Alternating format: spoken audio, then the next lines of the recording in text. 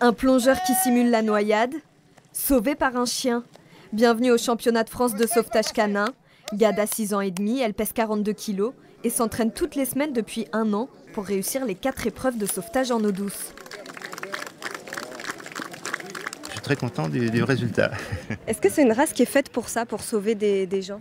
Alors c'est vrai que c'est une race, le Terre-Neuve, qui a dans ses racines le sauvetage.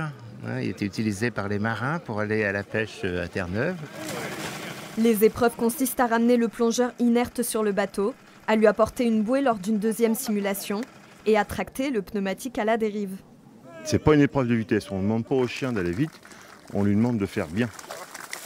On va regarder le saut du chien, c'est-à-dire que s'il y va instinctivement, s'il va directement sur l'objectif, et s'il n'y a pas plusieurs prises, comme la prise au poignet, si le chien passe sur le plongeur, prend 3 ou 4 fois le poignet, ou fait mal au plongeur. Donc tout ça, on en tient compte dans la note. Le bateau, à droite! Le sauvetage en eau douce est plus difficile qu'en eau de mer, puisque le chien n'est pas poussé par le sel. Le public est admiratif. Voir en fait des chiens qui sauvent des gens, c'est impressionnant, tu vois pas ça souvent. C'est très sympathique, le cadre est superbe et le travail des chiens de qualité. Je ne souhaite pas me noyer, mais j'aimerais bien avoir, si ça arrive un jour, j'aimerais bien avoir un chien comme ça, prêt à sauver un être humain. 12 races sont autorisées à participer au championnat.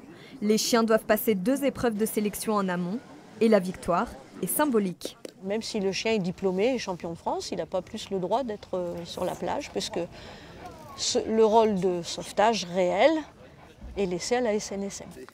L'année dernière, Gad avait raté une épreuve. Aujourd'hui, elle a remporté les 4 avec succès. Bravo.